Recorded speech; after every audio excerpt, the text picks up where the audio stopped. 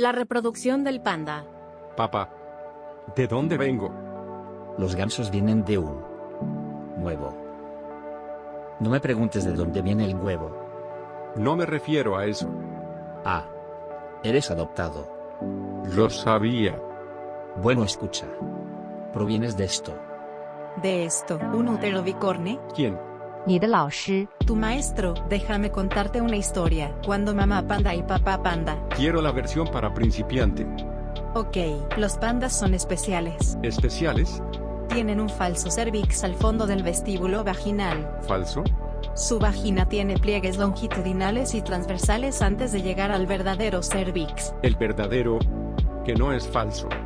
Sí, y un útero bicorne. Ah, Los machos son especiales. ¿por qué?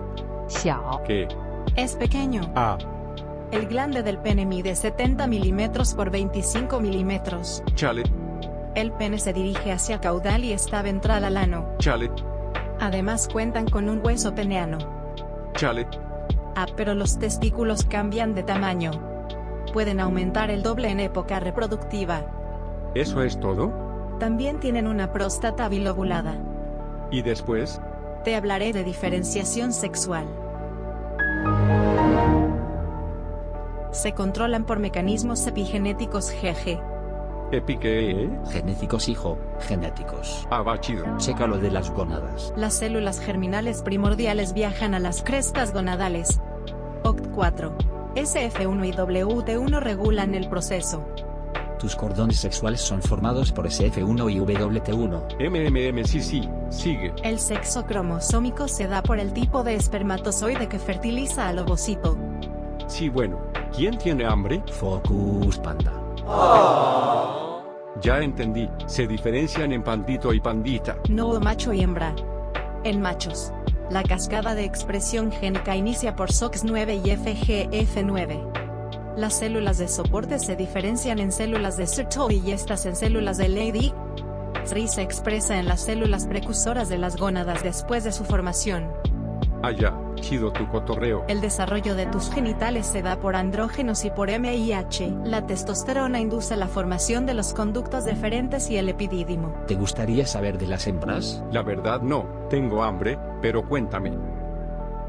En ellas, WNT4 y RSPO1 inician la cascada de expresión génica. Las células somáticas se diferencian en células de la granulosa, y estas en células de la teca dando formación al ovario. La ausencia de hormonas gonadales determina que el embrión se desarrolle como hembra. ¿Qué?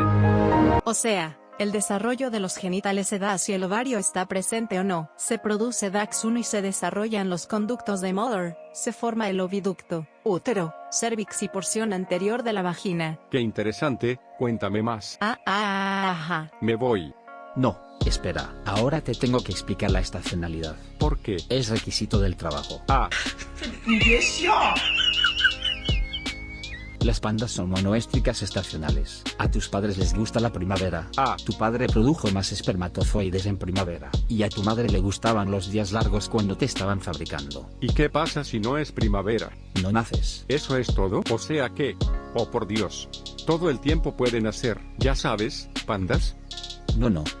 Existe un tiempo específico. Para que puedas comprender esto, tendremos que hablarte del ciclo estral. ¿Qué tienen que ver los astros con esto? No. Estral. Déjame explicarte. En las hembras el ciclo se compone de la fase folicular que incluye la proceptividad y la receptividad, la fase lútea y el anestro. En la fase folicular, la proceptividad tiene una duración de 1 a 2 semanas. En la fase temprana hay algunas características morfológicas como ligera hinchazón vulvar, color rosa pálido. Se encuentra en su mayor parte cerrada y está ligeramente húmeda. En la proceptividad, en cuanto a hormonas, las concentraciones de estradiol incrementan sobre lo basal de 7 a 14 días antes de su pico. Y aquí se observa la vulva hinchada, de un color rosa o ligeramente rojiza, ligeramente abierta y visiblemente húmeda. Mientras que, en la receptividad, dura solo 1 a 3 días. Hay un pico y disminución de estradiol y se observa la vulva aún hinchada, de un color rojo intenso, completamente abierta y muy húmeda. Se observan menos activas, pierden el apetito, aumentan las marcas de olor, Incrementa la locomoción y vocalizaciones como. Además, la fase lútea tiene una duración de 154 a 160 días cuando no hay gestación, y 112 a 163 cuando la hay. Aquí aumentan los progestágenos y la ovulación es dada por un aumento en la progesterona. Puede haber ovulación espontánea. El 80% de las hembras en cautiverio presentan estros silenciosos y ovulan de 1 a 3 ovocitos. Y para finalizar, en el anestro ya no hay hinchazón vulvar. La vulva está completamente cerrada. No hay color ni secreciones. Allá veo. ¿Y los machos también tienen un momento específico para la reproducción? Sí, también. En machos. Pueden competir por el acceso a una hembra. La cópula es corta, de 30 segundos a 5 minutos, se agranda el volumen de los testículos y los niveles de andrógenos alcanzan concentraciones máximas. Ah, caray, eso sí me interesa. Y eso no es todo. Justo antes de la época reproductiva, los andrógenos alcanzan su punto máximo.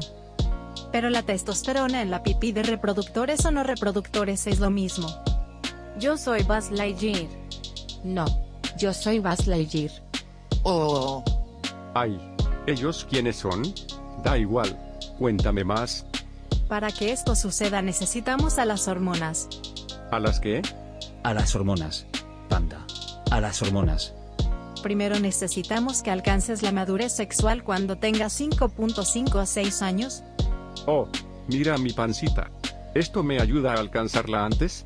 Si tu nutrición es buena y estás en cautiverio, claro que la podrás alcanzar 2 o 3 años antes. ¿Y en las hembras? ¿Qué pasa con las dichosas hormonas? Para empezar, ellas son poliovulares, 6 días antes del pico de estrógenos. Estos se encuentran hasta 8 veces arriba de lo basal. Se mantienen así por 4 días y se da el pico. Una semana después se da el pico de progesterona. Ay no. ¿Y luego? La disminución de progesterona coincide con el parto. ¿Y qué crees? ¿Qué? Las hormonas esteroides y proteicas medibles serán las mismas en las embarazadas que en las que no tendrán bebés. ¿Y los bebés? Hay algo que se llama diapausa embrionaria y gracias a las hormonas, los panditas se implantan en el útero y reinician su desarrollo. ¿O ¿y es posible que tenga un gemelo? Obvio. El 53% de las hembras quedan gestantes, y de estas el 50% tienen un pandita. 48% tienen 2 y 2% tendrá 3 hijos. Y recuerden, la lactancia puede suprimir el estro. Hasta la próxima, amigos. Ah, Pero hay hembras que están locas. ¿Quién? Te preguntó jaja XD. No es cierto XD. porque pueden presentar pseudogestación. Ay no, qué feo caso. Hola Dios, soy yo de nuevo. Espero que no me pase eso. Panda. Tú eres macho. Cuando papá panda y mamá panda están juntos, él deposita su semilla dentro de ella. Entonces vengo de un huevo o de una semilla. Escucha esto. En los mamíferos como tú y yo, la fertilización comprende varios pasos. Entonces vengo de un huevo. Podría decirse que la mitad tuya lo es. El ovocito debe ser fecundado. Una vez que el espermatozoide está cercano al ovocito, debe unirse a la zona pelúcida. Entonces el ovocito es un huevo. Sí vengo de un huevo. Hijo, pon atención. El espermatozoide se une al receptor mediante las proteínas ZP1, 2 y 3 de la zona pelúcida. Eso de zona pelúcida suena espeluznante. Continúa. Después ocurre la reacción acrosomal. Acrosanimal. No, bruto. Escucha. Se fusionan la membrana acrosomal externa y la plasmática. Se forman vacuolas y se liberan enzimas como acrosina y proteasas. ¿Y todo esto para qué? Para que se pueda liberar el acrosoma y se expongan las proteínas, logrando la penetración de la zona pelúcida. Ah. Las membranas se fusionan mediante las proteínas fusogénicas como fertilina e integrina. ¿Fusogénicas? Como Kung Fu. Yaja, así es. Fusogénicas. Permiten la fusión de las proteínas extracelulares del esperma con el receptor de la membrana del ovocito. ¿Y qué pasa cuando se fusionan? El esperma pierde su cola. Su cabeza y su núcleo quedan dentro del ovocito. Ay güey. Al entrar la glicoproteína CP3 hace más permeable la zona pelúcida y evita la poliespermia. ¿Poliespermia? Sí, para que solo entre el elegido. Oh, el elegido, como el guerrero dragón. Así es. Solo uno será dichoso de fertilizar al ovocito. ¿Y qué pasa después? Se reactiva la segunda meiosis. Se expulsa el cuerpo polar y el ovocito se convierte en un óvulo. Oh my god. Y aún no termina. Se forman los pronúcleos masculino y femenino. ¿Entonces solo soy macho? Claro, y estos se unen mediante un proceso llamado singamia. Cada vez dices cosas más raras.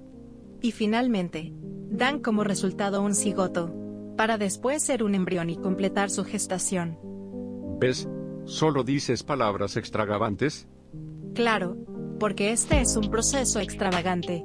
Oye pa, después de depositar esa famosa semilla en la hembra, ¿qué sigue? Esa es una pregunta interesante, Panda. Después de la fertilización, si esta fue exitosa, comienza un periodo llamado gestación. ¿Y qué es eso de la estación? Gestación es el momento en que se desarrolla un individuo dentro de su madre antes de nacer. Aún así no entiendo cómo se da eso ni cuánto tarda. Es más tardado de lo que crees, de hecho puede durar entre 112 a 163 días, pero en cautiverio suele ser antes. O sea que si yo entro en gestación siendo de cautiverio será rápido. Por milésima vez.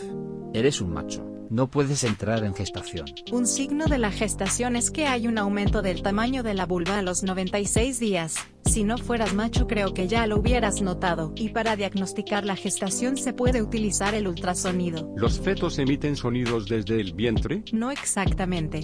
La ultrasonografía transabdominal es realmente útil para conocer si las pandas están gestantes o no. Y una vez que ya creció el panda bebé, ¿cómo sale de ese lugar tan pequeño?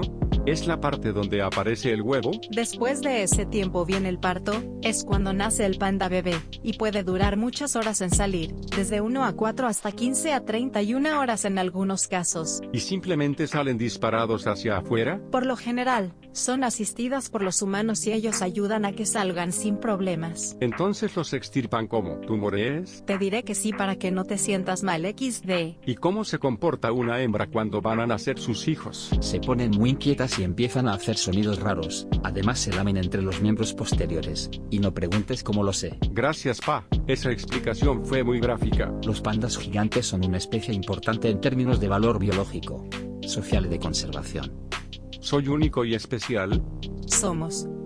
No todos los pandas somos concebidos de la misma forma. ¿Qué? Para que podamos llegar a todo el mundo de otras formas.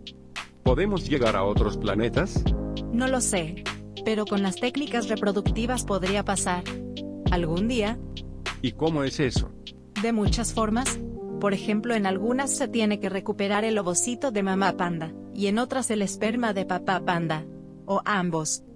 ¿O sea que soy artificial? Nada de eso. Eres 100% orgánico. Veamos. Los ovocitos se recuperan por aspiración laparoscópica. Los espermatozoides mediante electroeyaculador y colección post-mortem. Es como vida después de la muerte. Así es. Podemos seguir aunque nuestros ancestros se hayan ido. Tal vez fue así como llegaste a mi hijo. Posiblemente. En solo 1 mililitro de semen hay hasta 800 millones de espermas. Ah, Y solo se requieren 100 millones para gestar a una hembra. ¿y lo demás? Se diluye en medios como yema de huevo. Se conserva congelado y ensusado. Ah, La hembra se anestesia e insemina en los días finales del estro. ¿sin un macho es posible? Claro, pero también tiene desventajas. ¿Cuáles? El éxito de la IA puede disminuir por el estrés, la anestesia y la limitación al no elegir a su pareja. Por eso soy muy afortunado de haberte encontrado. Eres valioso para mí y para el mundo. Te quiero pa. Gracias por cuidarme. Somos valiosos y necesarios para el equilibrio ecosistémico y la conservación. Gracias por explicarme todo esto. Ahora sé de dónde vengo, Siempre es bueno saberlo. Buen amigo. pero aún sabiéndolo, tú siempre serás mi pa. Te quiero, hijo. Gracias, doctora y compañeros, por ver el video. No se rindan a pesar de que las cosas se vean muy difíciles. Todos seremos grandes veterinarios en un futuro. Nuestros mejores deseos.